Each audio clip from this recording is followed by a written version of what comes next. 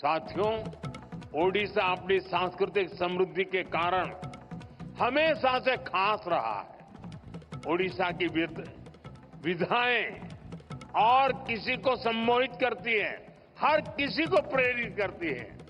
यहाँ का ओडिसी नृत्य हो, ओडिशा की पेंटिंग्स हो, यहाँ जितनी जीवंतता पट्टचित्रों में देखने को मिलती है, उतनी ही बेमिसाल हमारे आदिवासी कला की प्रतीक सौरा चित्रकारी भी होती है।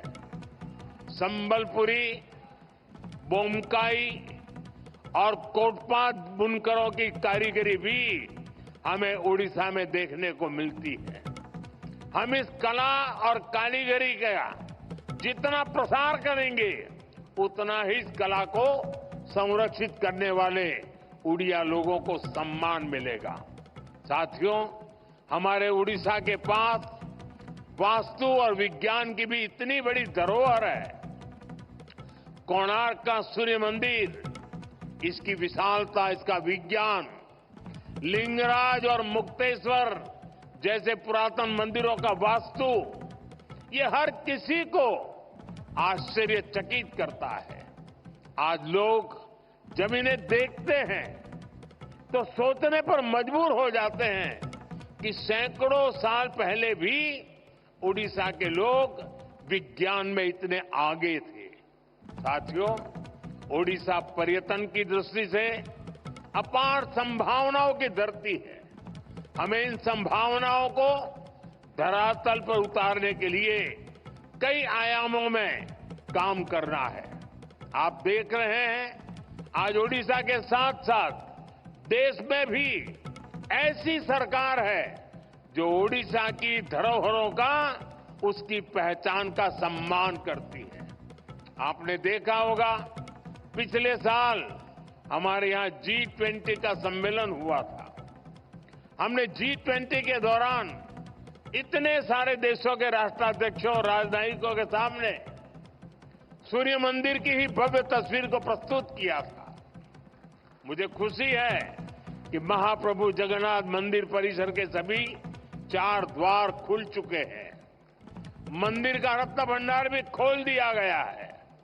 साथियों, हमें ओडिशा की हर पहचान को दुनिया को बताने के लिए भी और भी इनोवेटिव कदम उठाने हैं। जैसे हम बाली यात्रा को और पॉपुलर बनाने के लिए बाली यात्रा दिवस घोषित कर सकते हैं, उसका अंतर्राष्ट्रीय मंच पर प्रचार कर सकते हैं। हम ओडिसी नृत्य जैसी कलाओं के लिए ओडिसी दिवस मनाने की शुरुआत कर सकते हैं।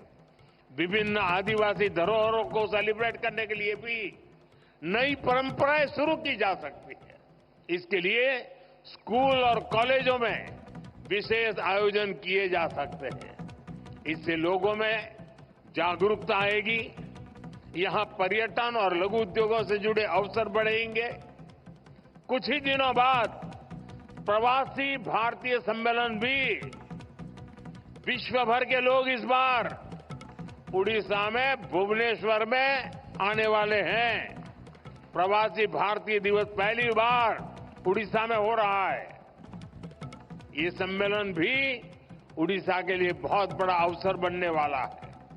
साथियों, कई जगह देखा गया है, बदलते समय के साथ लोग अपनी मातृभाषा और संस्कृति को भी भूल जाते हैं। लेकिन मैंने देखा है, उड़िया समाज चाहे जहां भी रहे, अपनी संस्कृति, अपनी भाषा, अपने पर्व त्योहारों को लेकर हमेशा से बहुत उत्साहित रहा है। मातृभाषा और संस्कृति की शक्ति कैसे हमें अपनी जमीन से जोड़े रखती है, ये मैंने कुछ दिन पहले ही दक्षिण अमेरिका के देश गयाना में भी देखा। करीब 200 साल पहले भारत से सैकड़ों मजदूर गए, लेकिन वो अपने साथ रामचरितमानस ले गए, राम का नाम ले गए। इससे आज भी उनका नाता भारत भूमि से जुड़ा हुआ है।